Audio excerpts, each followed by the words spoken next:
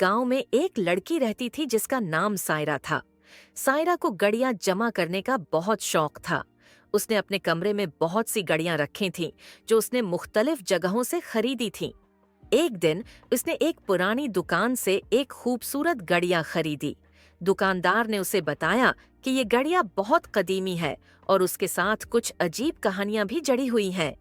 सायरा ने दुकानदार की बातों को नजरअंदाज किया और गड़िया को अपने कमरे में ले आई। जैसे ही रात हुई, उसने महसूस किया कि कुछ अजीब हो रहा है। इसे लगा जैसे कोई उसके कमरे में चल रहा हो। सायरा ने गौर से देखा, लेकिन कोई नजर नहीं आया। दूसरी रात जब सायरा सो रही थी तो उसने कुछ आवाजें सुनी। वो जाग गई और देखा कि गड़िया उसकी जगह से हटकर दूसरी जगह पर पड़ी हुई थी।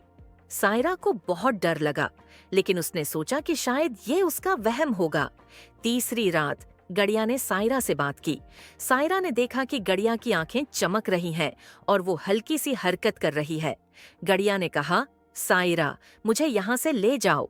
सायरा ने खौफ से चीख मारी और भागकर अपने वालिदैन के पास गई। इसके वालिदैन ने सायरा की बातों पर यकीन नहीं किया, लेकिन जब उन्होंने खुद गड़िया को हरकत करते हुए देखा तो वो भी डर गए। उन्होंने गड़िया को घर से बाहर फेंकने का फैसला किया।